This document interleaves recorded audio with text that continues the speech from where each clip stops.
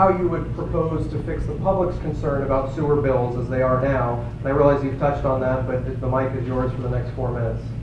I pulled together a team of community experts. There have probably been, over the past couple of years, 22 people retired or resigned from the city finance department. I've brought together several of those people, department heads and former employees. With that team, I brought in a former city manager who was quite familiar with the sewer project and the way in which the current fee tied to water usage was evolved. I added to that team several former city council members and a couple of municipal bond investors.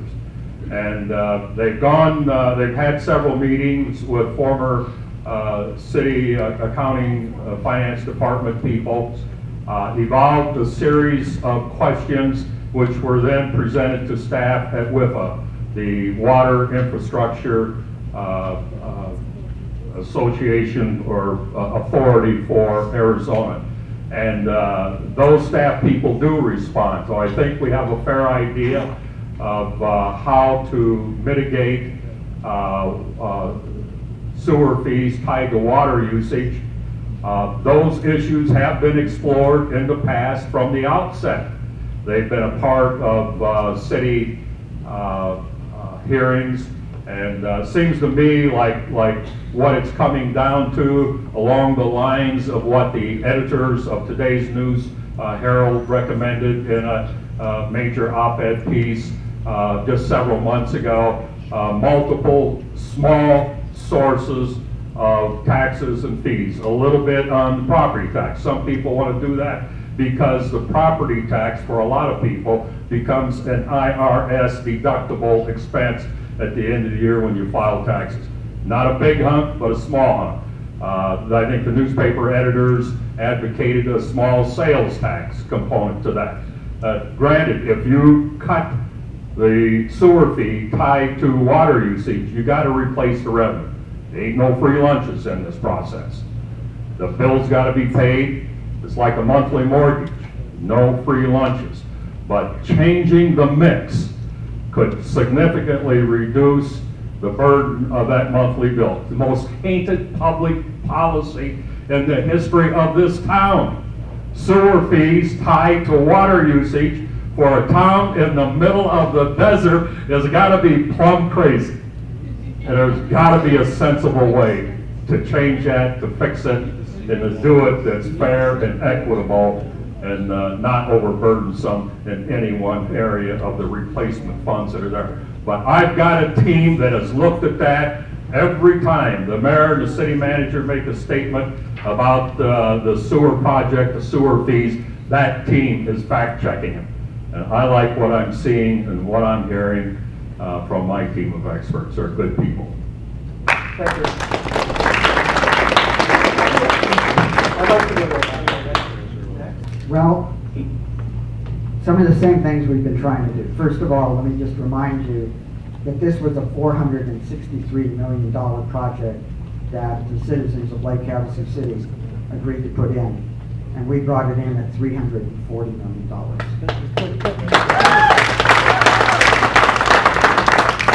I'd also like to remind you that we've not had a rate increase since 2010. And while it sounds good with the idea of paying it off early, you have to get the money from somewhere. And we can say, well, budget a little less here, a little less there, but here's the difference. And kudos to MCC for paying down their debt. They paid down $5 million. We have $300 million of debt. And their general fund budget is higher than ours. We have paid over $50 million down in our debt.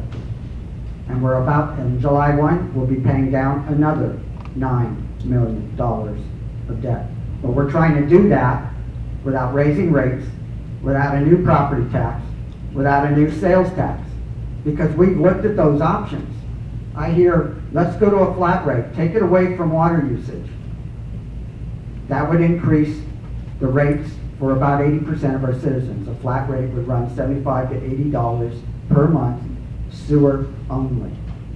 52% of our residents pay $41 a month. So we can't go there. Property tax. We looked at a property tax. What would it do?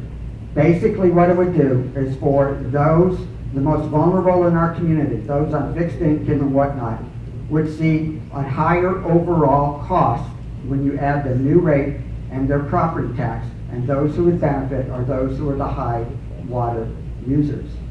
Could you deduct it on your property tax? Maybe. My clients in those age brackets with fixed incomes generally use the standard deduction, so it won't make any difference at all for them. So what we try to do is we tried connecting it here in the desert. I get why some people don't like that, but we are in the desert. And you know what that has done? It has driven down water usage tremendously. Water conservation, and there's nothing more precious in the desert than water. So that's one of the good impacts of having that tie.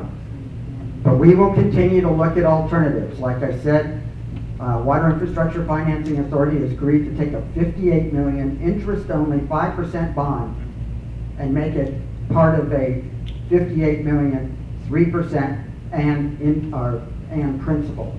This was a bond that was accepted by a prior administration, and it's costing us dearly. And those are the types of things that I'm going to continue to work on to reduce. Let's get some lower interest rates. I do not want to raise your taxes, whether it be sales or property tax, because that's not making it better. It's just charging you differently.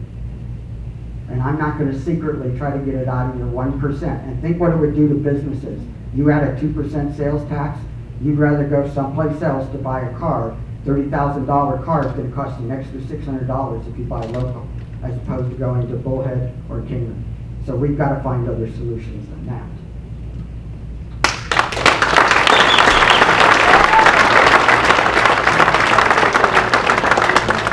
The Nexon supporters would please hold off on the clapping after everything Mr. Nexon says. I'd appreciate it.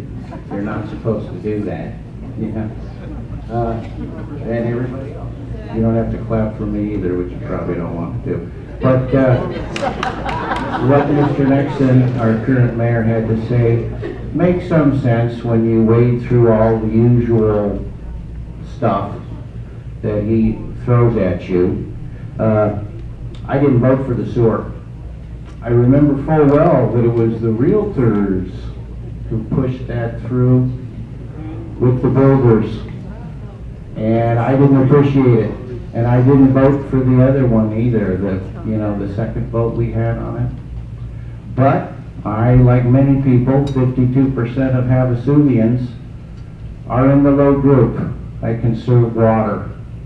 I've got like 50-some plants in my yard, and believe you me, when we have a winter like this last one, or practically any winter where you can't water to try to, they're calculating your sewer bill, and boy, I take a lot of dead branches out of my plants in the spring. And it's not very nice, but what are you going to do instead? I prefer the $41 a month bill over a $75 a month bill if we go to the flat tax, or raising property tax. Who wants their property tax raised? Raise your hand. You want your property tax raised?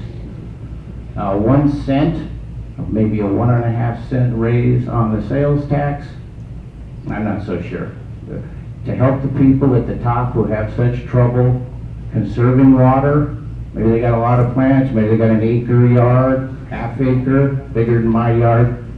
You can't just ignore people like that. Some of the beautiful yards they have in this town, the beautiful houses and the beautiful yards. You can always take it all and then they can afford it. No, that's not real fair either, is it?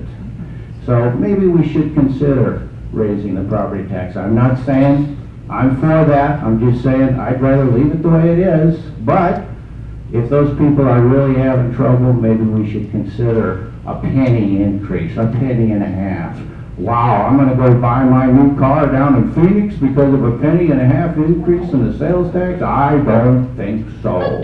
I mean, that's ludicrous, sorry. You know, the cost of a new vehicle these days, it's out of my, you know, out of my range anyway, so I'm not too concerned about that. But a big ticket item, you know, you're gonna pay more in sales tax, okay. But it doesn't seem to me like that's a big problem. You raise the property tax, that's regressive, hurts the little people. You go to half tax, a flat rate, same problem.